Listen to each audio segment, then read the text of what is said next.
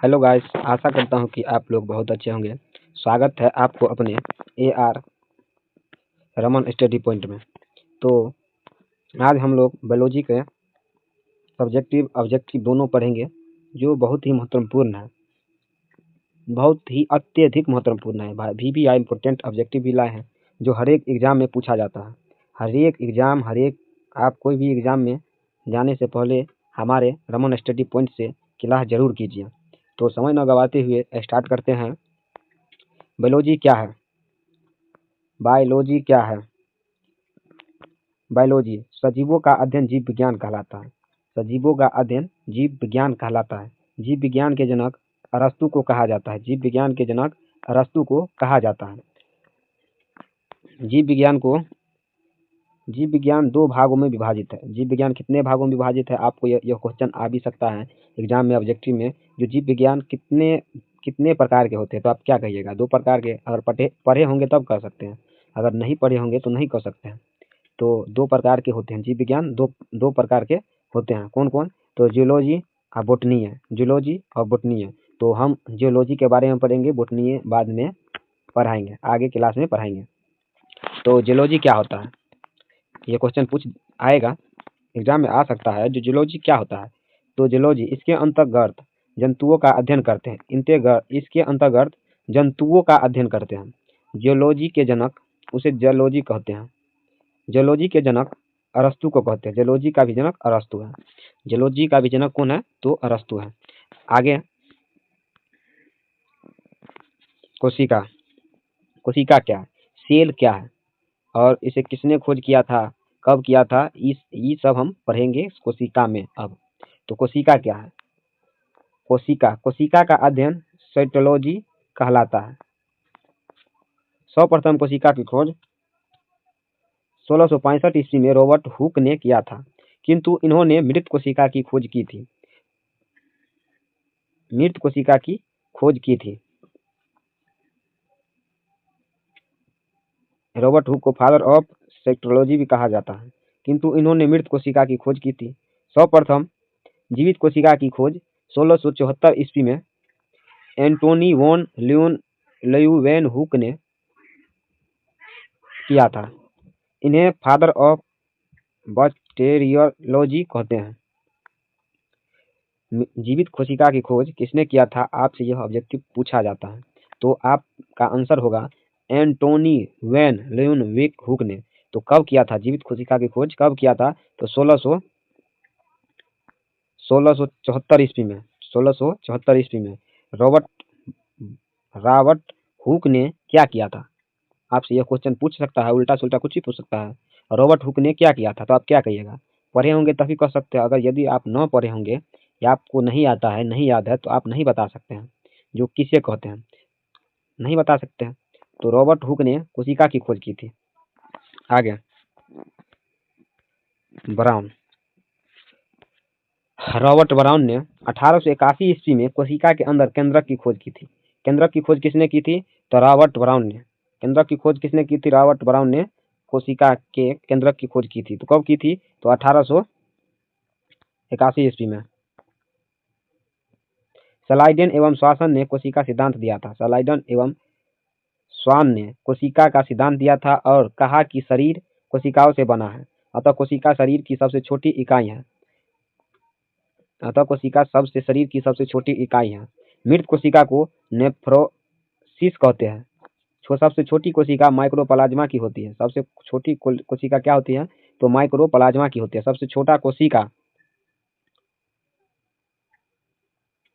सबसे बड़ा, यहाँ बड़ा होगा, सॉरी यहाँ बड़ा होगा, गलती से टाइपिंग में लिखा गया है, छोटी लिखा गया है।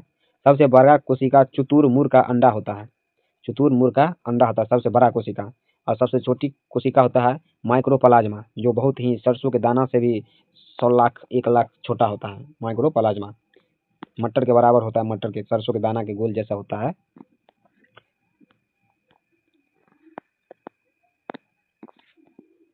सबसे छोटी कोशिका तंत्रिका तंत्र, ब्राइन या स्नायु कोशिका की होती है। नोट: तंत्रिका कोशिका में किसी भी प्रकार का विभाजन नहीं होता है। अतः यह क्षतिग्रस्त कोशिका को ठीक नहीं कर सकता। इसी कारण सर में चोट लगने से शीघ्र ही मृत्यु हो जाती है। दूसरा नोट है, सबसे तेजी से कोशिका विभाजन लीवर यकृति में होता है। यह अपने क्षतिग्रस्त कोशिकाओं को स्वयं ही ठीक कर सकती है। मतलब जो कोशिका का काम है वो सबसे कम काम करता है आपके सिर में, क्योंकि आपके सिर में चोट लगता है तो वो कोशिका अपना काम न करके नहीं कर पाता है सही समय पे, इसलिए इंसान को या किसी जीवित पदार्थ की मृत्यु हो जाती है। और सबसे ज़्यादा कोशिका काम करता है लीवर में, क्योंकि लीवर में कोशिका की मात्रा ज़्यादा है और कोशिका अपने क्षतिग्रस्त जो एरिया होता है उसको जल्दी ही कवर कर लेता है, मतलब ठीक स्वयं ही ठीक कर देता है। आगे कोशिका का अंग, कोशिका का अंग, कोशिका के अंग, जीव द्रव, प्रोटोप्लाज्मा, जीव द्रव, इसकी खोज पुरेकिंजे ने किया था। जीव द्रव की खोज किसने किया था? पुरेकिंजे ने किया था। यह एक तरल गाढ़ा पदार्थ होता है। यह जीवन, इस जीवन का आधार कहते हैं।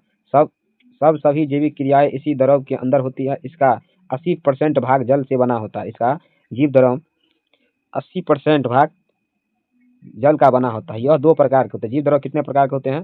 दो प्रकार के होते हैं। जीव द्रव दो प्रकार के होते हैं, कोशिका द्रव और केंद्रिका द्रव। कोशिका द्रव कोशिका को सूखने से बचाता है। कोशिका द्रव कोशिका को सूखने से बचाता है।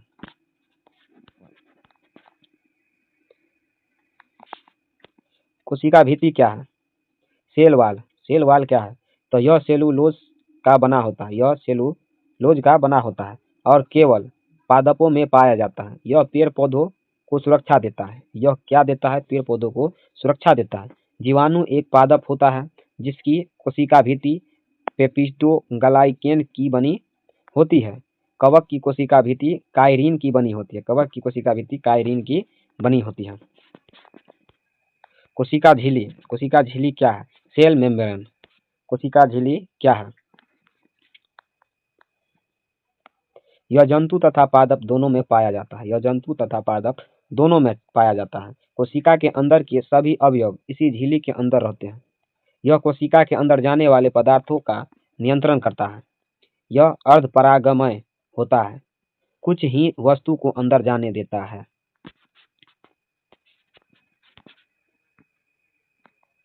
माइक्रोकांड्रिया क्या है? तो इसकी खोज अल्टमैन ने किया था। माइक्रोकांड्रिया की खोज अल्टमैन ने किया था। यह ऑक्सीशोषण होता है। माइटोकॉन्ड्रिया ऑक्सीशोषण होता है। यह क्राफ्स चक्र चलाता है जिसके फलस्वरूप एटीपी तथा ग्लूकोज बनते हैं। एटीपी तथा ग्लूकोज बनते हैं और हमें ऊर्जा मिलती है। इसी कारण इसे कोशिका का पावर हाउस या शक्ति गृह कहते हैं। माइक्रोकॉन्ड्रिया के आंतरिक दीवारों को क्रिस्टी कहते हैं। क्रिस्टी किसे कहते हैं? यह आपसे क्वेश्चन पूछा जाता है ऑब्जेक्टिव में।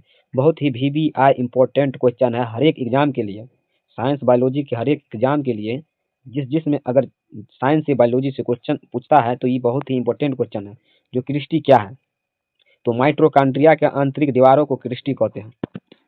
अगला, अब आपको ऑब्जेक्टिव क्वेश्चन हम कराएंगे।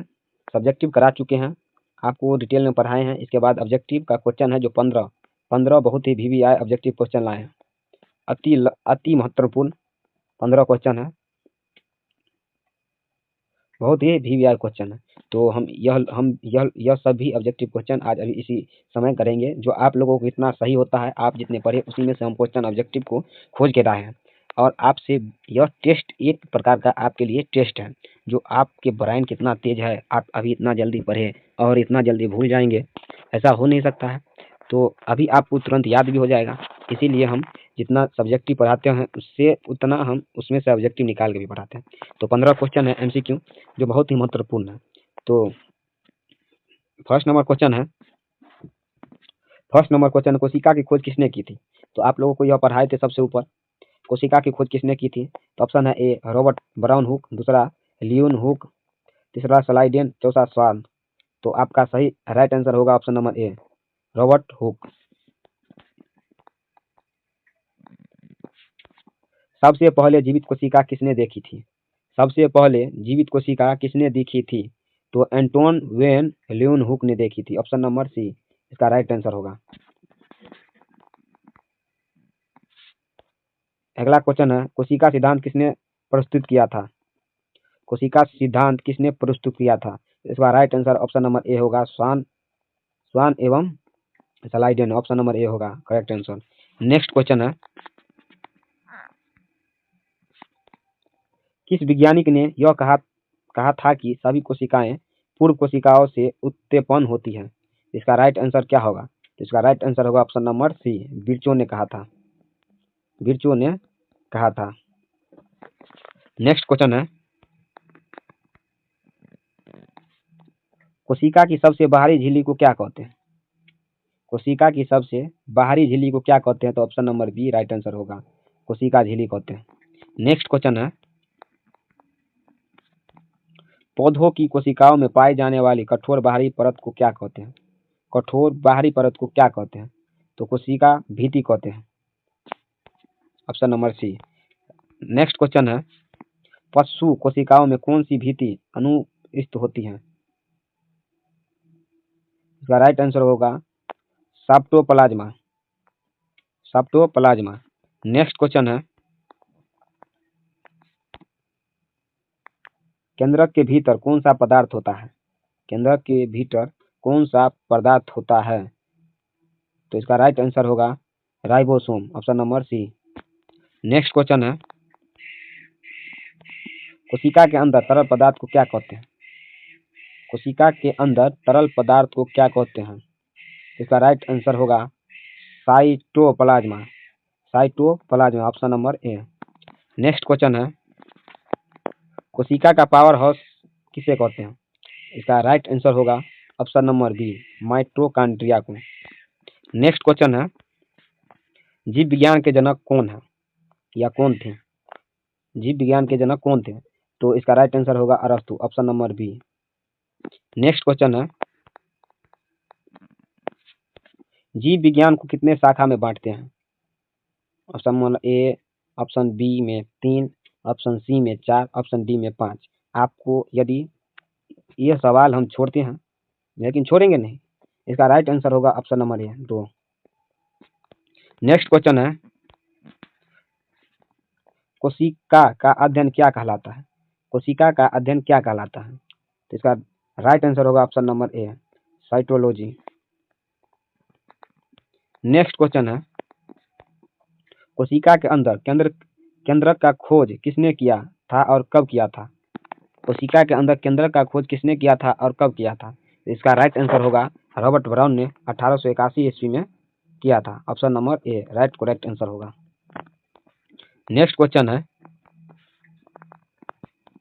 सर्वप्रथम जीवित कोशिका की खोज कब किया गया था? इसका राइट आंसर होगा ऑप्शन नंबर डी, 1674 ईस्वी में। अब आपको अगले वीडियो में अगला सवाल, अगला चैप्टर मिलेगा। आज के लिए बस इतना ही। आशा करता हूं कि आपको यह वीडियो बहुत ही अच्छा लगा होगा। अगर अच्छा लगा है तो चैनल को सब्सक्राइब और लाइक कमेंट जरूर कीजिए, क्योंकि आपके लाइक कमेंट से हम लोगों को उत्साहित बढ़ता है और वीडियो बनाने पे और गर्व होता है कि हम लोगों का वीडियो देखता है। और किसी का जीवन हमारे वीडियो से यदि किसी के जीवन में एक चांद ला सकता है, तो हम ऐसे 1000 वीडियो बना सकते हैं। तो चैनल को सब्सक्राइब लाइक कमेंट जरूर कीजिए। मिलते हैं आपको बहुत जल्द ही अगले वीडियो में।